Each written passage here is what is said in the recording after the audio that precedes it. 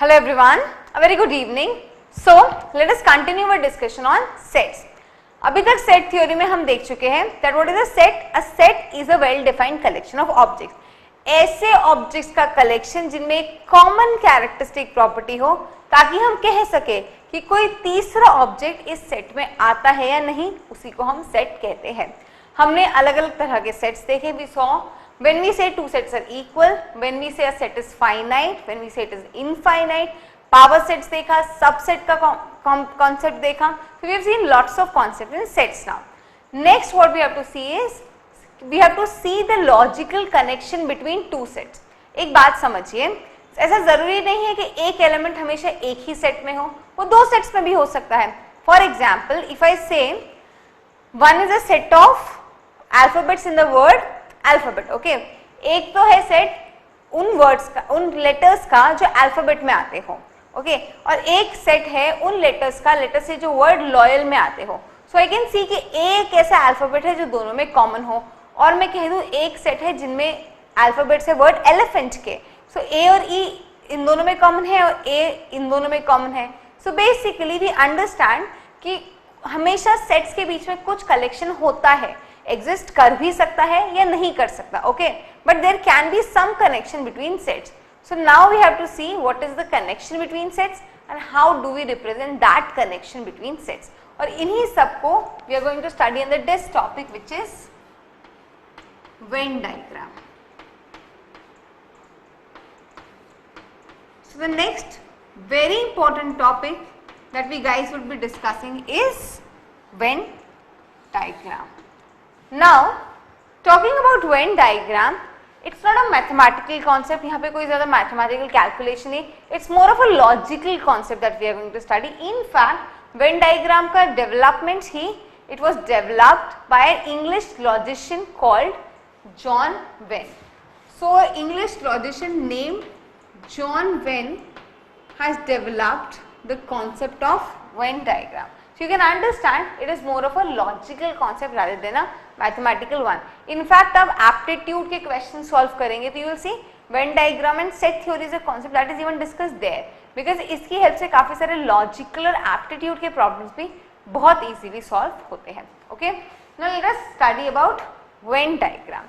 In fact, Venn diagram पढ़ाने के भी पहले मैं आपको एक और टर्म से एक्वेंटेड करवाना चाहती हूं, वो है यूनिवर्सल सेट.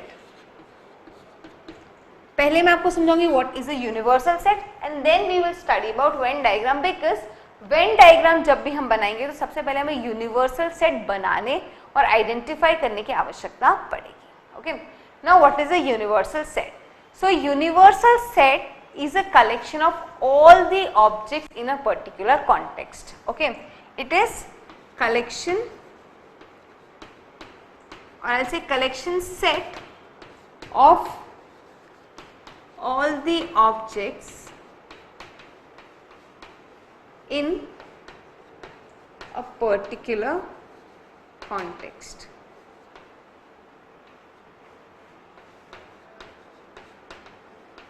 एक कॉन्टेक्स्ट में जब हम सारे ऑब्जेक्ट्स का कलेक्शन ले लेते हैं तो उसे हम यूनिवर्सल सेट कहते हैं. आई अंडरस्टैंड कि इस डेफिनेशन से आपको यूनिवर्सल सेट का कॉन्सेप्ट नहीं क्लियर होगा. So let us take some examples और उसके through let us identify what is a universal set. Okay, let us take an example.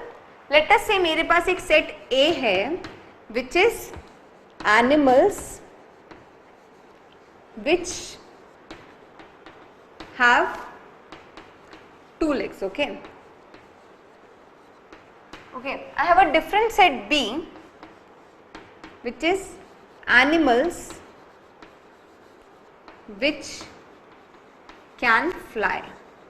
Okay, I have a different set C which is animals which can swim. अब यहाँ पे context समझिए, हम किसके बारे में बात कर रहे हैं? We are talking about animals, different type of animals. First type of animals is animals which have two legs. The second type of animals is which can fly. और तीसरे ऐसे animals जो तैर सकते हो, which can swim. So context क्या है? इस वक्त हम जिस context में बात कर रहे हैं वो है animals. Okay? और we have a collection of set containing all the objects in a particular set.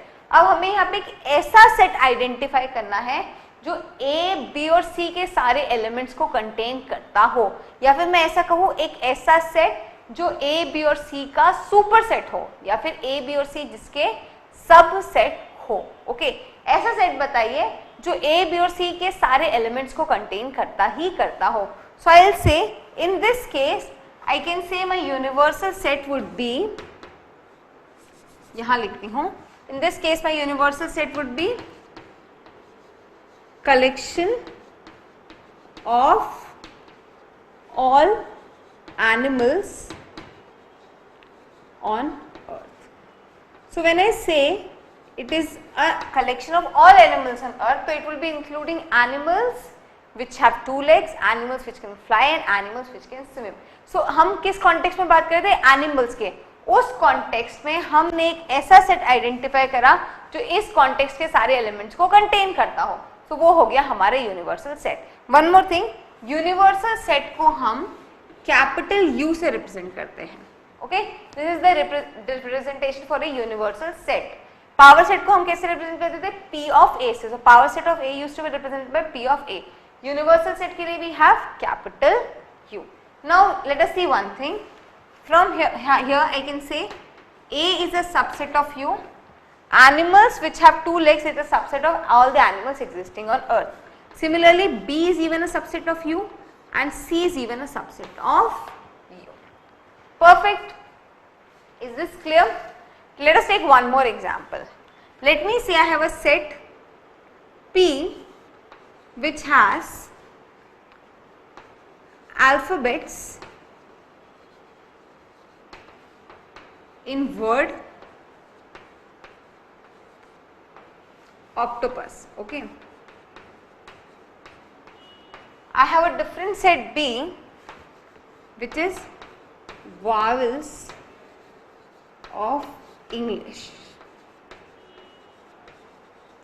Okay, I have a different set C, let us say consonants in English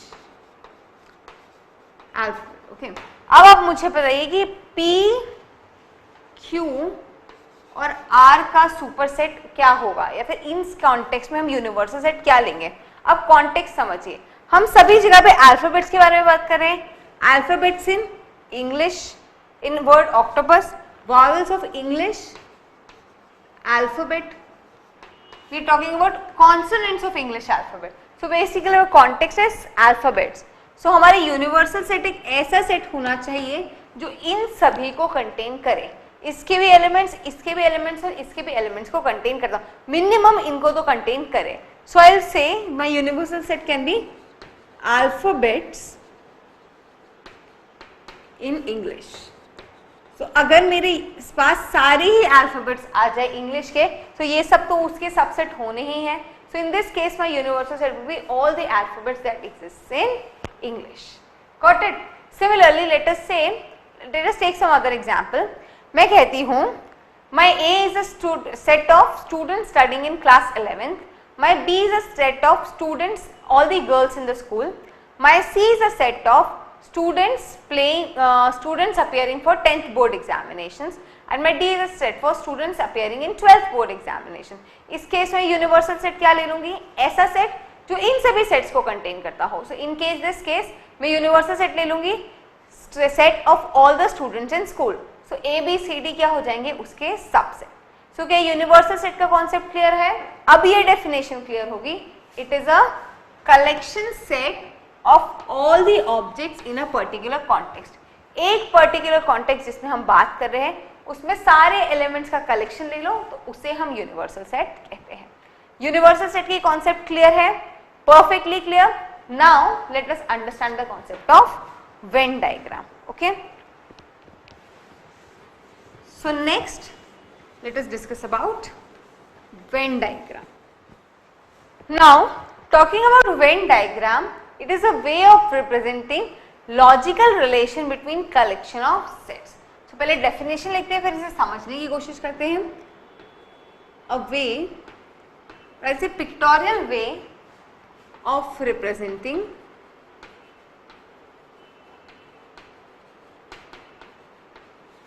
logical relation between collection of finite number of sets. What is Venn diagram? A Venn diagram is a way of representing logical relation between collection of finite number of sets. So what they are saying is, let us say हमारे पास 3 sets हो A, B और C. अब इन 3 sets के बीच में कोई relation हो सकता है, उस relation को, उस logical relation को जो इन 3 sets के बीच में exist करता है, उसको represent हम Venn diagram के through कर सकते हैं. और Venn diagram के through भी try to pictorially represent it. Let us do one thing. Let us understand this concept with the help of a example. एक example के through इसे समझने की कोशिश करते हैं. Okay. Let us say, let us understand this. So they say in the month of June. Okay. In the month of June, there were 15 rainy days. Okay. In the month of June there were 15 rainy days, 20 windy days. Okay. In the month of June what we are getting is 15 rainy days, and let me say not 20, 12, okay, 20. In the month of June there were 15 rainy days, 20 windy days, and still 10 days without rain and wind. Okay. So what they are telling is in the month of June, जून के महीने में there were 15 rainy days. ऐसे 15 दिन थे जिस दिन बारिश आई, ऐसे 20 days थे जिस दिन हवा चली, but out still there were 10 days on which there was neither rain nor wind. Getting it? So what they are telling is जून के महीने में there were 15 days जिस दिन बारिश आई, there were 20 days जिस दिन wind चली, but despite of this there are 10 days when it didn't rain and there was no wind. अब पहले तो मुझे ये बताइए कि जून में कितने दिन होते हैं. So we know the month of June has in total 30 days. We understand this. The month of June in total has in total 30 days. Out of this, in these 30 days, 15 days when it rained, 20 days when there was wind, and 10 days when there were no rain and no wind. Now let us do one thing. Let us say we have a set A, days, I will say rainy days. Set A has those days which were rainy days. Okay. B is the set of windy days. Okay. And C, okay, let us just take two sets, A of rainy days and B of windy days. अब हम क्या करेंगे देखिए, अब इस चीज से एक चीज तो समझ में आ रही है. See what is the total? We have 15 plus 20, 35 and 35 and 10, 45. But the total number of days is just 30. So कुछ दिन ऐसे रहे होंगे जिस दिन बारिश भी आई होगी और जिस दिन हवा भी चली होगी. So कुछ कॉमन डेज तो पक्का रहे होंगे. ओके. अब हम इसका वेन डायग्राम ड्रॉ करते हैं. सो वेन डायग्राम ड्रॉ करने से पहले सबसे पहले हम यूनिवर्सल सेट आइडेंटिफाई करेंगे. सो यूनिवर्सल सेट क्या होगा? देखिए हम किस कॉन्टेक्स्ट में बात कर रहे हैं. We are talking in the context of days of month of June. Okay. Rainy days in June, that is my set A, and windy days in June, that is my set B. So basically we are talking about the days in the month of June. यही हमारा context है. So universal set क्या हो जाएगा? इस case में मेरा universal set हो जाएगा days in June. ठीक है, ये मेरा universal set हो जाएगा. अब जब इसका Venn diagram ड्रॉ करते हैं तो Venn diagram ड्रॉ करने में हम क्या कहते हैं? सबसे पहले तो हम universal set को एक रेक्टेंगल से रिप्रेजेंट करते हैं. सो ये हो गया मेरा universal set. इसको I will represent with the help of a rectangle. Okay, this is my universal set Q. इसे भी represent with the help of a rectangle. So rectangle is a way to represent universal set in case of Venn diagram. अब हम set A को represent करेंगे. Okay, so this is going to be my set A, which is days in rainy days in the month of June. This is my set A. अब हम set B को represent करेंगे, that is windy days in June. अब एक बात समझिए, इस पूरे कॉन्सेप्ट से क्लियर है कि कुछ दिन तो पक्का ऐसे रहे जिस दिन बारिश भी आई और जिस दिन हवा भी चली. There were some days which were both rainy and both were windy. मतलब कुछ दिन ऐसे हैं जो A में भी आएंगे और जो B में भी आएंगे. इसीलिए मुझे इन दोनों को इस तरीके से दिखाना पड़ेगा. So now what is there? ये जो एरिया है जो A और B दोनों में कॉमन है, ये वो दिन है जिस दिन बारिश भी आई और जिस दिन हवा भी चली. कॉन्सेप्ट क्लियर है? देखिए और क्लियरली समझाती हूँ. मैं क्या करूंगी, मैं कहूंगी लेट अस से सेट A है, we are measuring the days of June. Okay, so I'll say first, second, third से लेकर let us assume 15 जून तक, 1st of 15 June it was rainy. Okay, now 20 days were windy, but I understand कि we are just left with more 15 days now in the month of June. और ये तो कह रहे कि 20 windy days थे. इसका मतलब कि कुछ दिन ऐसे रहे होंगे जिस दिन बारिश भी आई होगी और जिस दिन हवा भी चली होगी. So let us say, I say second, third, fourth, fifth, and then let us say till 20, and बीच में कुछ elements were the days when it was windy. Okay, clear है? Or let me say it this way. Let me say till 5, 6, 7 till 25 were the days it was windy. Okay, this is set B. Now अब समझिए. So मैं देखती हूँ 5 से लेकर की 15 तक वाले एलिमेंट्स डेज सेट A में भी है और सेट B में भी है. तो these are the common days between set A and B. और इसी को हम यहाँ रिप्रेजेंट करेंगे. ये वो एलिमेंट्स हैं जो सेट A में भी आ रहे हैं और सेट B में भी आ रहे हैं. ओके, नाउ अब कुछ ऐसे भी दिन हैं जब बारिश भी नहीं आई थी और हवा भी नहीं चली थी. सो विच मीन्स ये वो दिन होंगे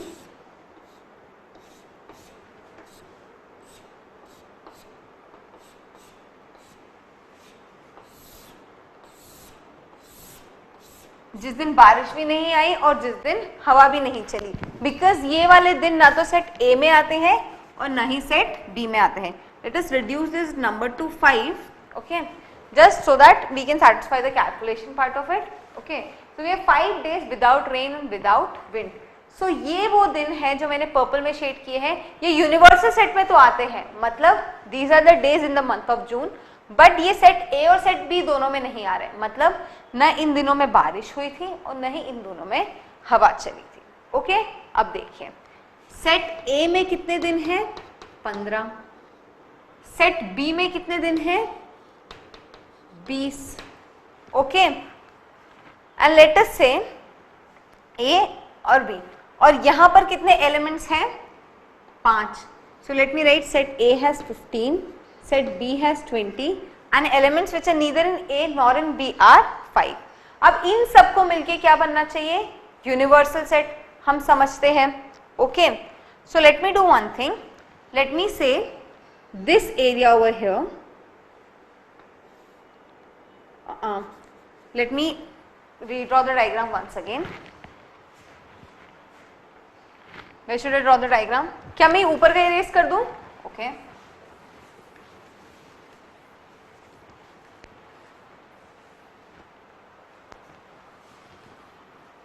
okay, let us redraw this diagram once. So this is my universal set. Okay, अब देखिए in this diagram,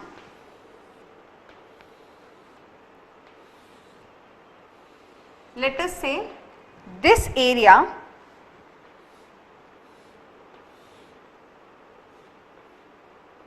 is A. इतने एरिया को मैं A कहती हूँ, ठीक है. Let me say this area over here is B. Okay, and let us say this area in, okay, let me shade it this way, is C. ठीक है, ये बीच वाला एरिया है C and all the area remaining outside is D. Now what is A plus B plus C plus D? A plus B plus C plus D combinedly forms our universal set, okay, and how many days are there in the universal set? 30. We know there are 30 days in the month of June. Okay, now A plus C, we know A plus C is what? A plus C are the elements in set A, and we know there were 15 rainy days. So A plus C is 15. Similarly, C plus B we know is again 20, because B plus C मिलके बनाते हैं हमारा set B and it is windy days. इस diagram को इस diagram के साथ compare कर दिया जाएगा. देखिए A plus C forms our set A, that is the total number of rainy days. Okay, B plus C forms the set B, total number of windy days. अब देखिए, and we know what is D. D is all those days in वहाँ पे ना तो बारिश आई और ना ही हवा चली, तो D is 5. Okay, let me say this is 1, 2, 3, 4. Now 2 plus 3 plus 4 gives us what? I get A plus B plus twice of C plus D is nothing but 15, 20, 40. Okay, and I know A plus B plus C plus D is 30, right? Correct. So what I get from here is C is equals to 10. So यहाँ पे this C is 10, which means there were 10 days here जिस दिन हवा भी चली थी और जिस दिन बारिश भी आई थी. So I can know, now I know is there were 10 days when it was raining and it was windy, which means there were just only 5 days जिस दिन सिर्फ बारिश आई थी और ऐसे 10 दिन थे जिस दिन सिर्फ हवा चली थी, और इसलिए ऐसे 5 दिन बचे जिस दिन हवा भी नहीं चली और बारिश भी नहीं आई. सो यानी seeing the power of Venn diagram इस तरीके से रिप्रेजेंट करके हमने इस सिचुएशन को कितनी आसानी से समझ लिया. क्लियर है सभी को किस तरीके से हमने इस पूरी सिचुएशन को डायग्राम के थ्रू सॉल्व किया. सी वापस से समझाऊं, देखिए इस स्टेटमेंट को पढ़िए. In the month of June there were 15 days rainy days, 20 windy days and still 5 days without rain and wind. तो मंथ ऑफ जून में 15 दिन बारिश आई, 20 दिन हवा चली, पर इसके बाद भी ऐसे 5 दिन बचे जब न तो बारिश आई और न तो हवा चली. अब हम बिना ऐसे ही सोचे तो वी नो कि मंथ ऑफ जून में 30 दिन होते हैं, but this some is itself 40 days. तो मतलब लॉजिकल है कि कुछ दिन तो ऐसे रहने ही पड़े होंगे जिस दिन बारिश भी चलेगी और जिस दिन हवा भी आएगी. अब हमने इसका वेन डायग्राम बनाया. वेन डायग्राम में क्या करते हैं, सबसे पहले तो हम यूनिवर्सल सेट बनाते हैं एक रेक्टेंगल के थ्रू. इस केस में क्योंकि we were just talking about the month of June, so मेरा यूनिवर्सल सेट क्या था, days in the month of June. फिर हमने ए और बी को सर्कल के फॉर्म में बनाया. ठीक है, सेट्स को हम सर्कल के फॉर्म में बनाते हैं सेट डायग्राम में. A is the rainy days in June, B is the set of windy days in June. So हमने ए बनाया और ए और बी के इंटरसेक्शन, एक बी बनाया और ए और बी को इंटरसेक्ट कराया, क्योंकि कुछ दिन ऐसे थे जिस दिन बारिश भी आई और जिस दिन हवा भी चली. और ऐसे एलिमेंट जो ए और बी में नहीं आए वो कौन से दिन थे, जो यूनिवर्सल सेट में थे पर ए और बी में नहीं थे. मतलब ना उस दिन हवा चली ना उस दिन बारिश आई. फिर तो यहाँ हमने सिंपल मैथमेटिक्स लगाया and we could find the days जिस दिन सिर्फ बारिश आई, जिस दिन सिर्फ हवा चली और जिस दिन बारिश और हवा दोनों चली। ओके, ये क्लियर है कि किस तरह से वेन डायग्राम कितना यूजफुल होता है सिचुएशंस को इजीली एनालाइज करने में। एक और एग्जांपल के थ्रू इसी सिचुएशन को समझते हैं, वेन डायग्राम को समझते हैं। Now let us say take an example. Now let us take another example. Example लिखिए, in a school of 100 students, so we have a school of 100 students. In that school there are 50 students who have taken indoor sports. 50 बच्चों ने indoor sports लिया है and there are 70 students who have taken outdoor sports. Okay, and there are 20 students who do not play any sports, neither indoor nor outdoor. Okay, and we have to analyze this complete situation. Okay, so in a school of 100 students, 50 have taken indoor sports. Okay, 70 have taken outdoor sports. And 20 neither indoor, or I'll say no sports, neither indoor nor outdoor sports, no sports.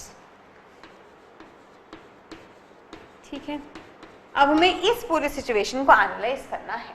अब देखिए 50 plus 70 120 and 140, which means यहाँ से तो total हमको 140 students मिल रहे हैं and we know the school has just 100 students. So पक्का अब भी कुछ स्टूडेंट्स ऐसे हैं जिन्होंने इंडोर और आउटडोर स्पोर्ट्स दोनों लिया होगा, पक्की बात है। So let us do the same thing, let us analyse this situation. पहले इसका यूनिवर्सल सेट बता दीजिए। देखिए, we are talking in the context of students in a school, students with indoor sports, students with outdoor sports, students with no sports. तो हमारा context क्या है? Students in the school. So हमारा universal set क्या हो जाएगा? Students in a school which is this. सो ये हमारा यूनिवर्सल सेट होगा, student studying in the school. और यूनिवर्सल सेट को हम कैसे रिप्रेजेंट करते हैं? एक रेक्टेंगल से। सो मैं इस रेक्टेंगल में हमारा यूनिवर्सल सेट बनाऊंगी और मेरे यूनिवर्सल सेट में है 100 students. Okay, this is my universal set because हम इन 100 स्टूडेंट्स को ही डिस्कस कर रहे हैं। Let us take this set A, students taking indoor sports and students taking outdoor sports as set B. और पक्का है कि कुछ स्टूडेंट्स ने दोनों चीजें ले रखी है। So let me say this is my set A, students with indoor sports. This is my set B, the students with outdoor sports, A and B. और हमने A और B को इंटरसेक्ट क्यों कराया? Because from here we know कुछ students ने दोनों ले रखा होगा। Okay, and there are 20 students जो न ही A में आते हैं और न ही B में आते हैं, बट यूनिवर्सल सेट में तो आते हैं। So there are 20 students here. Okay, so again let us say this area is A. Let me say this area is B, and let us say this area over here is C. और जो area बाहर है, this one let us say it is D. So this area outside the two sets is D. Okay, the same way of analysis we know A plus B plus C plus D is our universal set and which has 100 elements present in it. A plus C is my set A which has 50 elements present in it, 50 students in it. B plus C इसमें set B of students with outdoor sports and they had around 70 students. And D are the students जिन्होंने indoor और outdoor sports दोनों नहीं लिया, ऐसे students हैं 20. So from here, see A plus B plus twice C plus D I'll get as 140 and A plus B plus C plus D is 100. So we'll get C as 40, which means 40 बच्चे ऐसे हैं जो indoor sports भी खेलते हैं और outdoor sports भी खेलते हैं.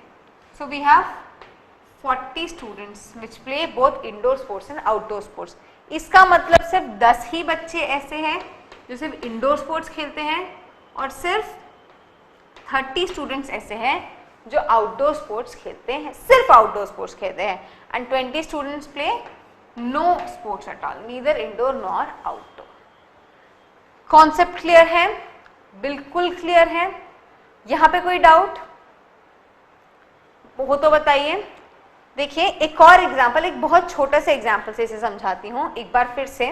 Let us take the same example जो हम अभी डिस्कस कर रहे थे.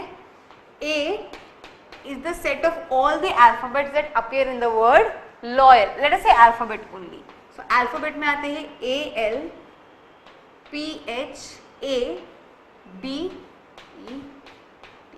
Okay, this is the set of all the letters that appears in the word alphabet. Okay, and let me say B is the set of all the letters that appear in the word elephant. E L E P H A N T. अब इसको Venn diagram में represent करेंगे. यहां पे universal set क्या हो जाएगा? All alphabets. ठीक है, अब मैं इसका वेन डायग्राम बनाऊंगी तो ये तो मेरा यूनिवर्सल सेट हो जाएगा रेक्टेंगल में.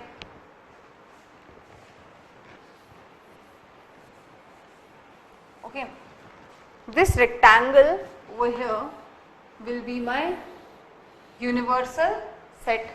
Okay, A be the set of letters in the word alphabet. Okay,